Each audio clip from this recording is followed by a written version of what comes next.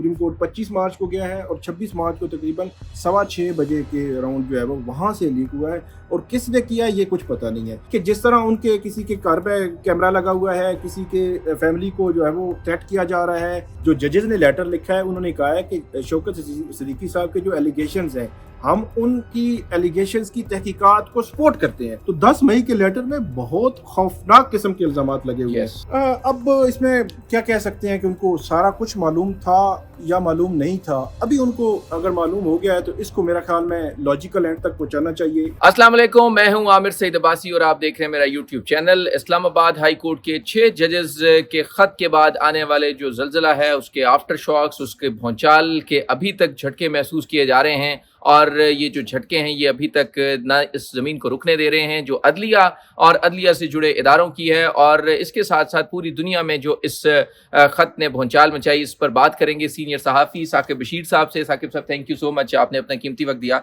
ये फरमाइएगा कि सबसे पहला सवाल तो ये है कि इस्लामाबाद हाई कोर्ट का ये जो जजेस का ख़त है ये कहा गया कि शायद लीक किया गया है, तो इसमें कितनी सदाकत है? ये लीक किया गया है इस्लामाबाद हाई कोर्ट की तरफ से या ये मामला कहीं और से लीक हुआ है? अब्बास साहब, ये जब 26 मार्च थी तो आपको शायद याद होगा कि आपकी मेरी तकरीबन मेरे ख्याल है 5:45 बजे या 5:30 बजे बात हुई थी।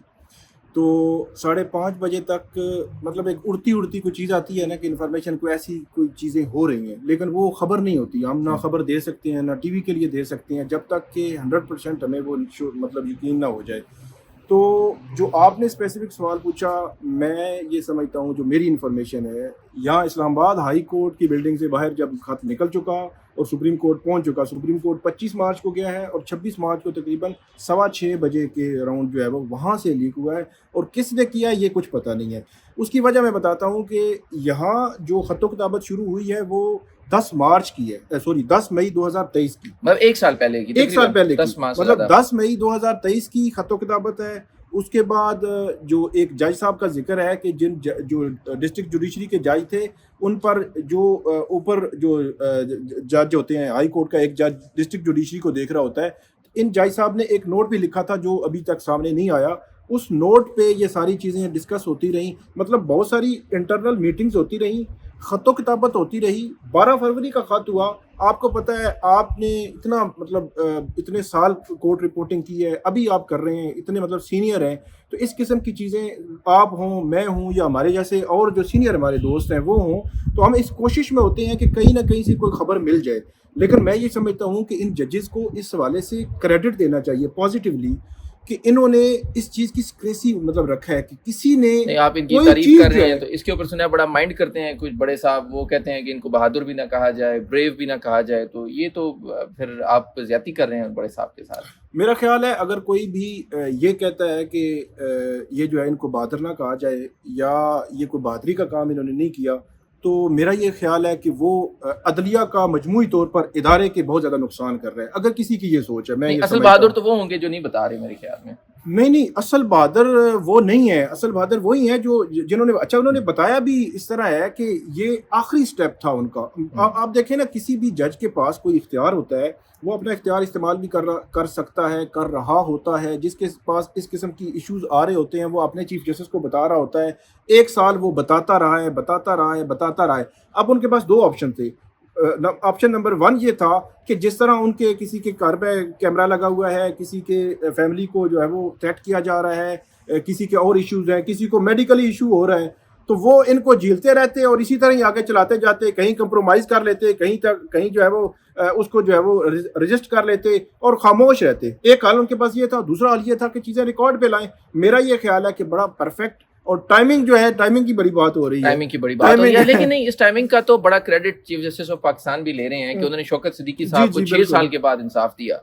तो ये भी तो जजेस यही कह रहे हैं कि आपने अगर उनको इंसाफ दिया तो उसी के तसलसल में ये सारा कुछ हो रहा है। तो उसको आप कैसे देख रहे हैं कि शौकत सिद्दीकी साहब वाला क्रेडिट वहीं पे है या वो कहीं इस खत के साथ बह गया है? नहीं, शौकत सिद्दीकी साहब का क्रेडिट मौजूद है, बिल्कुल। वो बड़ा वो भी ठीक है, उनका फैसला ठीक है। लेकिन जो जजेस ने लेटर लिखा है उन्होंने कहा है कि शौकत सिद्दीकी साहब के जो एलिगेशंस हैं हम उनकी एलिगेशंस की तहकीकात को सपोर्ट करते हैं। मतलब इन्होंने ये कहा है कि एक तो ये हमारी हम लिख रहे हैं ये वाकयात, उनके साथ जो वाकयात हुए हम उनको भी सपोर्ट करते हैं और उनको भी किया जाए। پھر ایک جو میرا یہ خیال ہے کہ کوئی صحیح طریقے سے لوگ سمجھ نہیں سکے کہ ان ججز نے جی کوئی راستہ ایسا استعمال کر لیا اور اس طرح. حیران کن بات یہ ہے کہ جب جسٹس شوکت عزیز صدیقی صاحب جو ہے جنہوں نے جب پنڈی بار سے خطاب کیا تھا اس وقت صرف ایک ہی ان پہ تنقید آ رہی تھی کہ انہوں نے باتیں ٹھیک کی ہیں, اگر ان کے ایشوز تھے تو وہ ڈائریکٹ سپریم کورٹ کو لکھتے, چیف جسٹس کو لکھتے. اب یہ ان ججز نے وہی راستہ استعمال کیا ہے, لیکن آپ دیکھ لیں ان کے خلاف تقریباً پچھلے 3-4 روز سے جس لیول کی مہم ہو رہی ہے. اچھا, ان ججز نے کوئی فیکٹس ریکارڈ پہ رکھے ہیں اور سپریم جوڈیشل کونسل کو کہا ہے کہ اگر ایسی سچویشن ہو جائے کہ اپنے چیف جسٹس بھی ہم اس کو بتاتے رہیں, وہ کچھ نہ کریں اور اس قسم کی سچویشن ہو تو کوڈ آف کنڈکٹ کیا کہتا ہے, راستہ کیا ہوگا. یہ انہوں نے رائے مانگی ہے سمپل سی, تو ان کے خلاف اس لیول کی مہم آگے وہ میرے خیال میں ہوا یہ کہ وہ شاید جو سپریم جوڈیشل کونسل پریشان زیادہ ہو گئی ہے کہ یہ زیادہ ہی کچھ بتا دیا, انہوں نے اتنا نہیں بتایا. نہیں, اس کی وجہ میں بتا دیتا ہوں. سپریم جوڈیشل کونسل یا کوئی پریشانی والی بات یہ ہے کہ مئی 2023 میں جو میٹنگ کی تھی یہاں کے ججز نے سپریم کورٹ جا کر, اس وقت کے سابق چیف جسٹس عمر عطا بندیال وہ تو انقلابی نہیں تھے ہماری نظر میں, جی وہ ان کے بارے میں تو, اور وہاں پہ جو جسٹس قاضی فائز عیسیٰ صاحب ہیں موجودہ چیف جسٹس, ان سے بھی میٹنگ ہوئی تھی. جی تو 10 مئی کا لیٹر آپ عباسی صاحب کھولے نا, تو 10 مئی کے لیٹر میں بہت خوفناک قسم کے الزامات لگے ہوئے ہیں. اس کا مطلب یہ ہوا کہ ان خوفناک الزامات سے متعلق چلے ایکشن تو لینا تھا اس وقت کے چیف جسٹس نے, لیکن جو موجودہ چیف جسٹس ہیں ان کے بھی علم میں انہوں نے لایا تھا کہ یہ معاملہ ہمارے ساتھ ہوا ہے, اگرچہ مئی سے سپٹمبر تک یہ چیف جسٹس نہیں تھے. یہاں پہ میں آپ کو روکوں گا. دیکھیں یہ ویسے کتنا بڑا المیہ ہے کہ ہمارے ان ججز اور پوری عدلیہ اور چیف جسٹس آف پاکستان کو یہ معلوم تھا کہ کیسے پریشرائز کر کے کچھ جو کیسز ہیں ان کو مینیپولیٹ کیا جاتا ہے.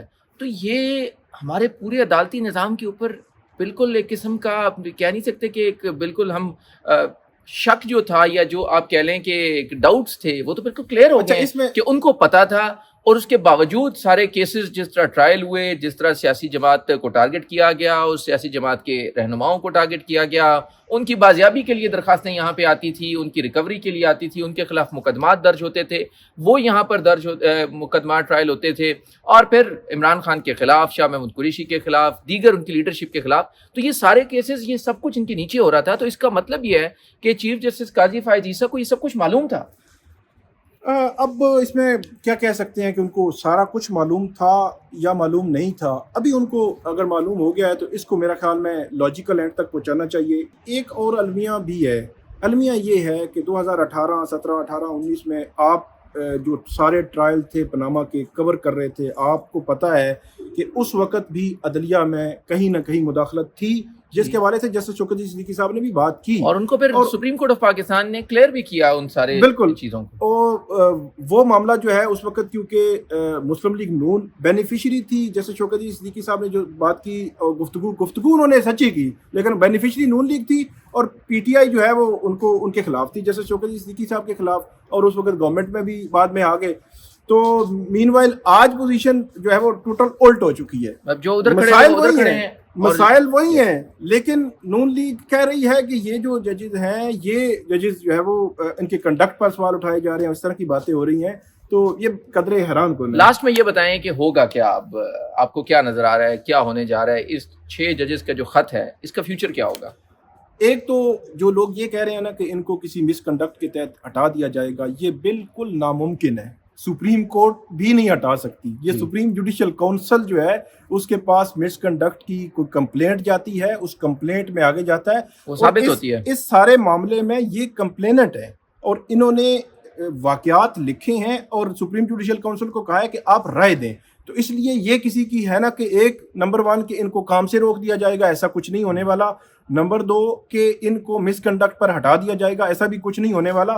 اب تیسری بات کہ ان کے جو کہے پر کیا ایکشن ہوگا, میری نظر میں جس لیول کا یہ پریشر ہے, اور سپریم کورٹ کے اندر سے بھی اگرچہ جو ایک ریٹائرڈ جج جو ہے ان کو کمیشن کا ہیڈ بنایا جا رہا ہے, آج بھی پریشر موجود ہے, اور یہ پریشر مجھے ایسے لگتا ہے برقرار رہے گا, کیونکہ اسلام آباد ہائی کورٹ کے مستقبل کا سوال اس سارے سینیریو سے جڑا ہوا ہے. میرا یہ خیال ہے کہ زیادہ نہیں لیکن کافی حد تک جو ہے وہ یہ چیزیں لاجیکل اینڈ تک پہنچیں گی. بہت شکریہ. یہ تھے ثاقب بشیر صاحب جو بتا رہے تھے کہ اسلام آباد ہائی کورٹ کے جو ججز ہیں ان کی طرف سے جو خط لکھا گیا, اس خط نے جو ڈیمیج کرنا تھا وہ ڈیمیج ہیز بین ڈن, وہ ڈیمیج ہو چکا ہے, اور اب یہ معاملہ رکنے والا نہیں ہے اور یہ کسی نہ کسی نتیجے کی طرف ضرور جائے گا. Thank you.